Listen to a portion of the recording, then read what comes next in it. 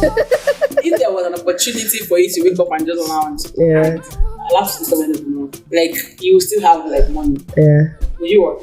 You know how you say I'm integrous. I have integrity. It's now bring something will happen that will let us know that do you really have integrity. True. And you know, the funny thing is that we always think that your passion itself will be so easy peasy. Lori raw. Lenny was female, so Bob said that's the matter of female. She just resumed though, straight from Kent. She said, I'm calling by first name, like the talk. I was there last week. I was like, the whole entire empty.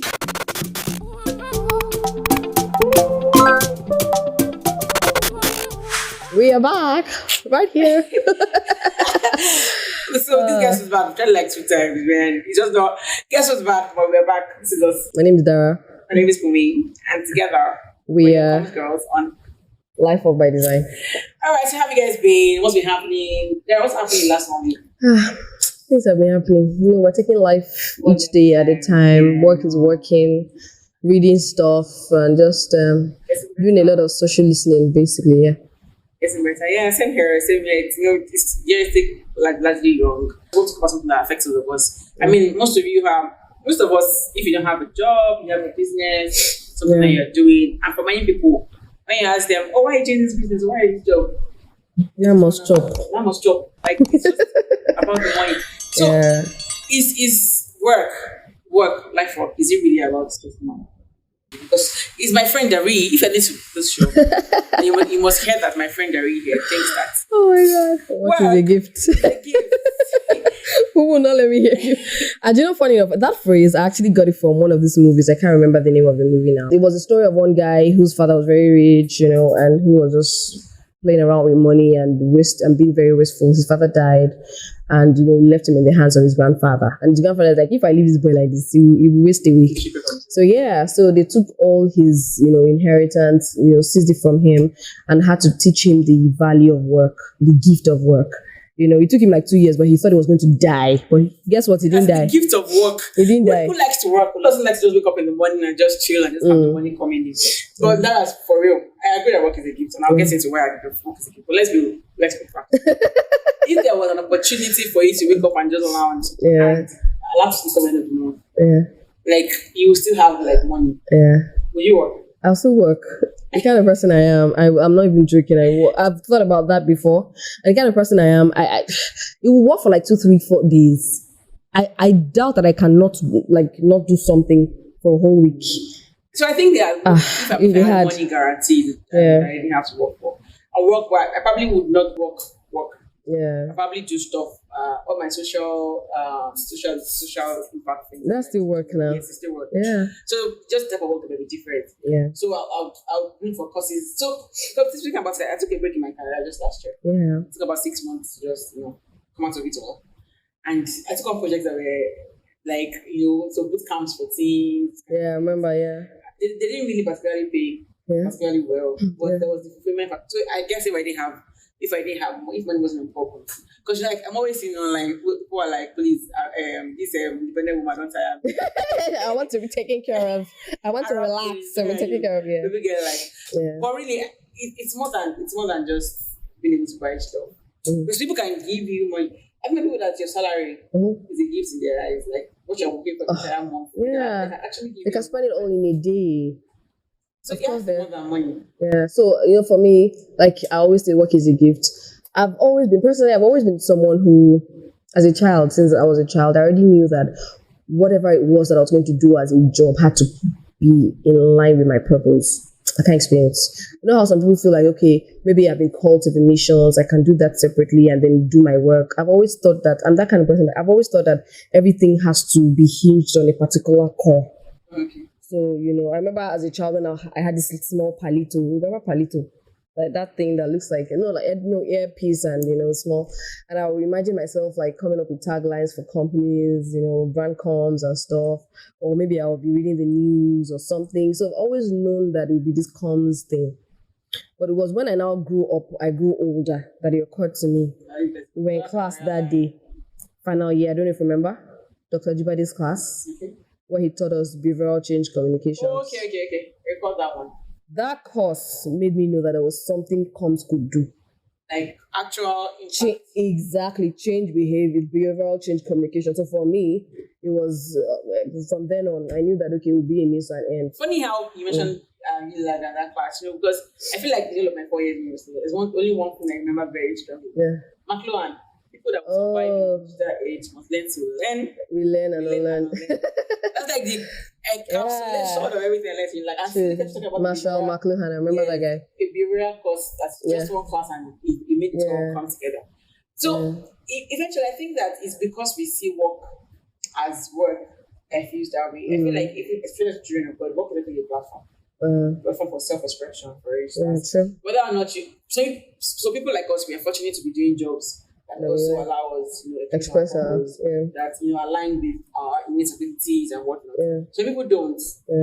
You have people that are extremely creative in their personalities, but what they're doing every day is picking phone calls to say hello, my name is Wally, welcome to whatever, and they don't feel like there's any way they can be expressive in that. There are people who are maybe have like stories born inside of them. They are stuck right now where they are. As a nurse somewhere. You have people who are fantastic doctors, just didn't get the chance. And now they're just pressing computer because tech is in fact, not every tech person is happy in tech, let's be honest. Money can be plenty, but that sweet spot between fulfillment and sustainability in terms of finance now, in terms of does it ever happen? How do you hit it? So if I'm struggling with my current career, but it's paying me well, assuming I'm a product manager, I'm a product manager in a tech firm. I'm securing the bag big time. But in my mind, if they leave me, I'd rather be a DJ or misuse.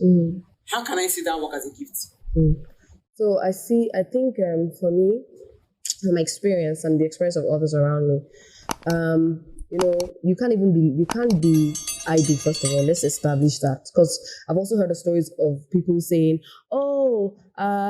my dream, my passion, and then you're not doing anything. You're waiting for your passion. Some people, I know. Yeah. Do you remember that story? It's also accrued money. That guy that spent. And all of that. Just trying to build this thing. That's another episode entirely, Bunmi. Don't even take me on that accrued money journey because, hey, hell no. So what I'm trying to say is that, so while you're trusting God for that dream career or job, you need to also be very busy. I mean, to take on something that can pay your bills is very important, right? Because poverty can actually it's it's going to frustrate. The funny thing again I've learned is a lot of people that feel like they have passion areas or passions that they've not expressed is because they've actually not tried it. You see, and that's why it's dangerous for me. I think it's dangerous to outrightly leave what you're doing now to go and pursue passion. You have to do it. Sometimes you even get in the middle of it and you realize, you have to be tactfully. You need wisdom because you might get in the middle of it, like you say, like you have said. And you're like, wait, I left all of that for this. Sometimes the grass is greener on the other side. Yes. You feel like, I'll just be writing stories. I'll just wake up in the morning. Oh my God, the ideas if I hear.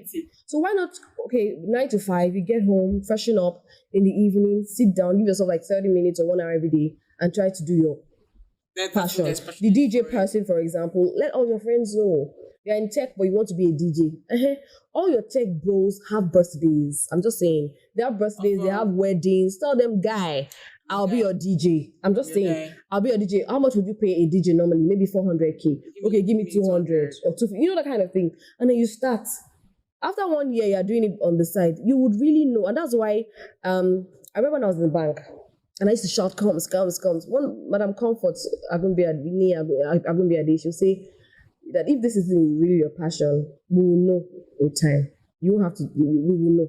Time will tell. And that's the thing. Time will tell. So you will know. Now, I'm sure they probably now know, like, this guy is no longer, because this, like, a year or two after I'd left, so they knew I was serious about what I was saying. But besides just saying, this is what I want to do, so I want to do, time will tell. Time will test you. And that thing, I feel like the earth has such a system that tests what you declare. I don't know. Yes, what you know how you say it brings you to like. To you know how you say I'm integrous. I have integrity. It's now bring something will happen that will let us know that do you really have integrity? True. Right? So that's the thing. So when you say so, I'm not saying people should not. So the sweet spot there for me will be very. And one thing I've learned again is really not about the passion. It's not really about the passion as it is your attitude to what you do and the passion. Right now, right? Yeah, That's you know what we are why? doing now. Seeing as a gift in itself, not as a distraction, not as a problem. Because it's very easy to just feel like this is wasting my life. I get it, but this thing is, I just wish people also need to learn to like appreciate that time that they are in that space where they really do not want to be, and like put up a very good attitude. I say that because people see it. Do you get what I'm saying? And the funny thing is that we always think that your passion itself will be so easy peasy. Lori raw. I see. You see that same energy, if not more. It's going to be. In fact, I think your passion require more from you, more blood and sweat. Yes, because in this way, now the work you're doing initially is a head thing, and it's a heart thing. It's a hard thing because now it's not a reflection of your person, literally. But the thing about work is whether it's work that you want to do or work that you have to do. It's a platform for you to reflect your personal brand. That's who you are by showing right there. And funny, I've been in a case where I felt stuck at a job and instead to just do anyhow because big. What happened eventually is that people didn't now know how amazing I actually really am normally. Now somebody that works with me in that space of time, who didn't have the benefits of hindsight to see what I'd done before, all my stories, all my journeys, would just go off with that impression. That's who you are, and that's not it. That's not it. But if I have a friend who always says that the moment you start feeling satisfied at the job, you resign because you're going to start giving yourself bad PR on that job. Of course, it's not that simple. If you don't have another income source, if you don't have, how do you just resign? But it's just really critical that you muster the willpower to show up well at what you're doing now, even if it's not what you want to be doing. Because the next ladder to what you should be doing can come right from that place where it doesn't look like it right now. And another thing that is important is that you're representing more than yourself. You're representing God, you are professing, you're representing Jesus. So you can't just do work anyhow. Because work is a platform. Do you know the sheer number of people you meet at work every day? And you see, on your way to work, at work, on your way back from work, there's so much. That's probably the biggest platform for you to meet people. You're very correct. I was trying to also, make an allusion to something that happened recently, just because of what you just said about how you made a lot of people. That lady that died at the bank, that killed herself. You heard the news, right? Oh, okay. And I was thinking, I put it on my Instagram post because I was wondering, is it that she didn't meet anyone to have said, "Hi, you look beautiful this morning"? I'm just saying no. Oh, your work is not so good, but it can be better. You know how? And let's be realistic. Banks are it's a mafia there. It's crazy. On how they beat my brother once worked in one of the banks. His trajectory has been banking, but one of the banks almost took out blood. I'm like, it's not supposed to be this deep. I don't understand. People literally start feeling very small, incapable, and it's not incompetent. That's the moment. And what you said about how anywhere you are, you still have to do the work well and keep a very great attitude, because so someone else doesn't take it on or take the wrong impression of you. Look at Joseph in the Bible, for example. I'm sure Joseph never wanted to be in Potiphar's house. If you ask him, he never wanted to be in the prison. Sometimes circumstances will just throw you in places where you find yourself, and you have to make do with the circumstance at the time. And you still have to be the best that you can be. Because whether you like it or not, it's still going to be a propeller it's going to propel you to the next phase of your life. I'm sure that if Joseph was a jerk, I don't know, in the prison, and was just always saying, "I'm not supposed to be here, I'm so righteous. What am I even doing here?" I can interpret dreams. The reason they said my father in Canaan is a big boy. The reason I'm even here, I didn't even do it. I'm a man, get out. And he's not trying to be helpful. And that's why I always tell people that when you're trying to help people, you're actually helping yourself. You don't know. See how he helps those guys interpret their dreams. And he helps them to the palace. Who tend to talk down on their staff because this guy is just upcoming. It's a disservice to you, because eventually that's still your own brand. True. I mean, we remember seeing the way we get in secondary school. We recall. Shall I mention names? I think I have 1 minute. We recall people that week. So imagine now work, and you just never can tell when the tables flip, even if the tables never flip. Nobody should remember you, especially if you profess to be a faith person, if you profess to be a bearer of light. Yeah. Shouldn't be. I have this little thing I was thinking we could do, because a lot of people had their season in the scripture where they had to hide. Who do you think had it was? David or Joseph? In terms of, I have a vision of what work I should be doing, but I'm stuck in this phase right now. So you know why I think it was David? So Joseph just had the dream. It was just the dream he had. But David, they had even poured oil. David had tasted victory. But David did not even have a dream. They came to come and call him. That's what I'm saying. That so the thing But that is, one is mad. That one is David had, so there's a difference between being poor and hoping that you'll be rich. And you dreamt that you were serving kings or you were rich in the dream. Okay, that one you can always encourage yourself that, and I dreamt this one dream. day. I will be rich. But knowing that you had dined with kings, you had been a big boy, they had carried you like shoulder high on the street, giving you the greatest honor, and then all of a sudden you are now acting to be a mad person. You are begging people. He one time went to like hide in the field, like right. Yes, now he has to act like a madman. What's the gift? Oh my god! So I feel like it's the gift of growth. Let me not lie to you. No matter how called or highly placed you are, I feel like everyone will taste. God. I think God has a specialty in knowing how to humble people. He does. No matter how like big you think you are, no matter how highly placed you think you are, there's no way. And then I feel like David had a lot of things to learn in that season. And he did quite a lot. Because by the time he was a refined It was very evident. Very kind. He was talking about how when he danced in front of people, he said, well, you don't know, I know my journey to this place. You don't get it. You think I just, no. I know how I got here.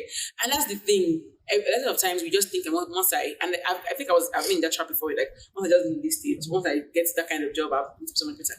You're going to be exactly how you are when you get there. And it's not going to show. True. And I don't know, I don't know anybody that is anything serious that if you trace back, they haven't been that way for the longest time.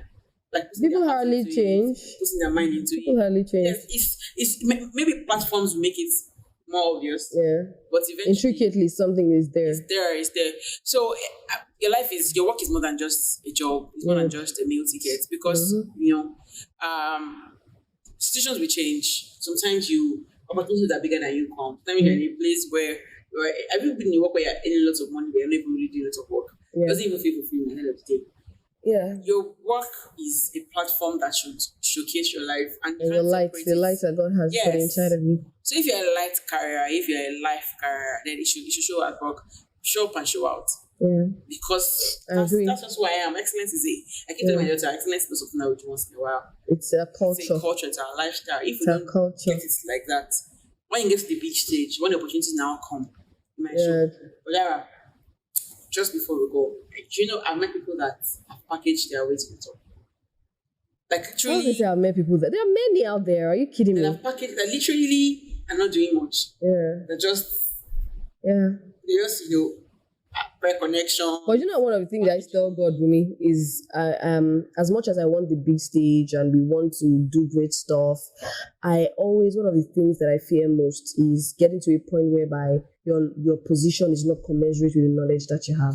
Eventually it shows. That thing is scary. When your subordinates and that thing is scary. Your supervisors are actually a joke to them. And then you don't know, I'm telling you, and it's very scary. And that's why, apart from the fact that I just feel like everybody should be very big on knowledge, continuous improvement for every professional. Never stop learning. Yeah, for every professional. I remember how we went for Wolfbeck in Covenant Nation recently, and one of the pastors was preaching, and he was making reference to how the Bible kept saying, "Have you not read? Have you not read? Have you not read?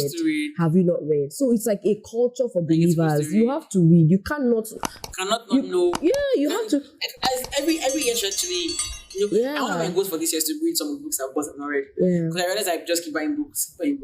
So I have like a plan. You guys can hold me accountable to it and ask me later in the year to just read one book by month from the archive of books that are there, and I just there. So it's really important that you realize that it's more than just a job. It's more than just a job. And I know some of you are really, really bad jobs where you're just coping and really, really bad. Maybe your sense of worth is shrinking really bad. And have you noticed, Bunmi, sorry to cut you there, that it looks like it's not, I don't know, it's a thing now. Like a lot of people, I feel like the toxicity in the workplace that we have right now, levels have increased. I don't know if it's just me. Yeah, I also think is the increased awareness about mental health. So people are now, what people have stomached and just taken before, they're responding to it more vocally. And I think, and it should be. So next week when we come, we're going to be talking about the indices when it's time to leave a place and how to leave. Because sometimes actually, if you're not able to be your best at a job, And you've tried all, and your last resort. So when should we leave? When should we stay? What's next week? You're saying this especially for the Gen Zs, Yes, because they're like, any sort of no, I can't do this. You don't have a lunchroom. Dara, I'm out. I said I had one staff. Hi Gen Zs, I love you all. As in the guy blew my mind. Oh my god. Say I can't work more than 3 hours because the mental health begins to. You can only do like 3 hours. Optimum performance is just. So it's going to actually stop working. After 3 hours a day? After 3 hours a day. Oh, wow. You are fantastic. I appreciate your effort, you guys. The effort needs to be studied in school. Oh, because my God. These guys walk up to anybody and ask for anything. Yeah. They literally ask for anything. They don't think about who cares about work policy. Yeah. Who cares about rules. And funny enough, I think we need to learn from each other, Yeah, that boldness is something that's so I feel like millennials, Gen X's, baby boomers, all these generations, we can learn from Gen Zs. While Gen Zs need to learn the wisdom, balance, of process, of which and from the other generations, like I mean, as we go now, like there was this lady, very young lady, where I used to work one time. I remember see the MD was female, so I said, "That's the man." She just resumed though, straight from Kent. She said, "I'm calling you by first name. I like the talk. I was there last week. I was like." The whole entire MD. But guess what? The MD will come and ask for that girl. Oh, where's the girl from Harrods? Oh, well, because she made an impression. Did not know my name. because you were not Gemma. You weren't as audacious. Yeah. But that one, I said that was a very critical lesson for me. Yeah. So while we will now learn to do it nicely, with show up, tact. Maya Angelou, remember that video of Maya Angelou? Yeah. The American poet and human rights activist, where she was like, she was like, "Hi Maya." She said, "Yes, I've lived so long a time than for you to call me by my name." The way she started, I was like, "Hey, All right, so we don't want to stay too long. We'll see you next week and we'll discuss. So before we go, what's your, I don't know, from all of the things we've had a conversation about today, what is it that you want everybody to take home, like a parting phrase or quote or something? I'll say mine. I'd say that I think that every opportunity is actually a gift. It's boring, it's tiring, it's stressful, it's not expressive. I think especially if a person of faith, you should find out what am I doing here, making the most of it. Because sometimes you are stuck where you are because you don't make the most of where you are. And the scriptures will say, after this happened, this not happened. Sometimes you're just waiting for you to make the most of where you are, to take you to where you ought to be. So make it an effort to be the best you can be. So while I'm still here, I'm doing my best. Yeah, very, very insightful and instructive, rather. So mine would be that God sees you. Trust me. You know that point where you're asking, does God see me? Why? See, like Steve Jobs said, in the future, when you're looking back in retrospect, it will all make sense. Right now, you're like, "Oh, Dara, please, you don't understand." Bunmi, what's Bunmi saying? Trust me, real. Write it down. I write it down. I hope you journal. That journaling is another episode. Yeah, trust me. But just know that God has got you. He sees you. Keep praying. Keep trusting. Keep pushing, and everything will come through. Yes. It's a gift. So, and your platform. It's more than money. Yeah, it is. Even if we're not paying well now, still do it. Yeah. Dress up, show up, come through. Yeah. So for all our viewers listening, either you're listening to the podcast or you're watching this on YouTube and you feel like you want to let us in on any of the stories you've gone through or anything you're going through right now, maybe your experience with working in a place that you really didn't like or working at a job. Yeah, so I would like us to be very what's the word now? Very granular. Just put it in the comment section. Explain to us and explain to us so that sometimes we can really not even have an understanding of the extent to which you have gone through. Exactly. And funny thing that your story can also help to give somebody else light. Yeah. So if you have a something a life moment when you realize that this works more than just a job to me. Yeah. Something that happened, or maybe you overdid it, or just share. Yeah. On Instagram, she's at Dara. Oluhdee. I love every day. FEMITE. So just if they want to put in the comment section, you can DM us. And we'll bring it up. Of course, we'll keep anonymous too. We'll have a conversation. So let's hear from you. Let's hear from you. We love it. Keep living by design and make your big ones in your life.